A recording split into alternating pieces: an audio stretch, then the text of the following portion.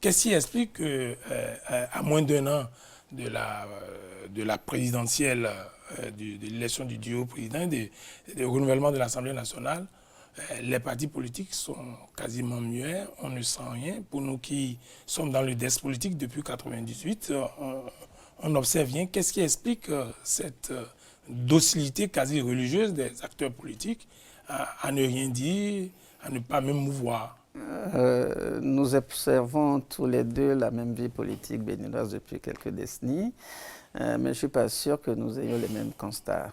Le premier constat que je fais, c'est que depuis toujours, en tout cas depuis 1990, la fièvre électorale dans la perspective de l'élection présidentielle, je précise, commence en règle générale 6 mois avant les élections.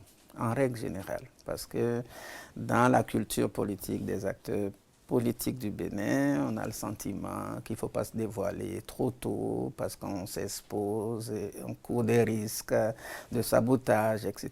Et donc, en règle générale, on attend les 6 derniers mois pour faire, comme je dis toujours, une guerre éclair.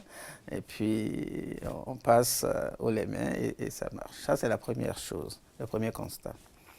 Le deuxième constat aussi, c'est que dans tous les cas de figure, le candidat de la majorité en exercice n'apparaît aussi qu'au dernier moment, juste pour ne pas perturber la gestion du pouvoir en place.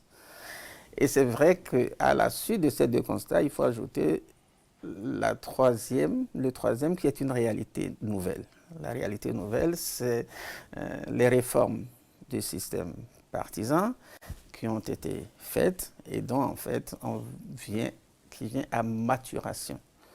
Vous savez, on a fait les réformes en 2018-2019. On est allé aux législatives de 2019. Ça a été plus ou moins difficile. Ensuite, on est allé au communal de 2020. S'en est suivi la présidentielle de 2021. Puis, on a eu les élections législatives de 2023. Donc, j'ai presque envie de dire que c'est en 2026 qu'on aura, dans le cadre de ces réformes-là, la première élection présidentielle sans le président qui a initié les réformes. Donc, ça crée une situation nouvelle qu'on n'avait jamais connue. Et c'est peut-être aussi à travers ce prisme-là qu'il faut analyser la situation actuelle où, effectivement, les potentiels candidats ou les probables candidats de la majorité sont tenus par une discipline de groupe nouvelle qu'on n'avait pas forcément avant.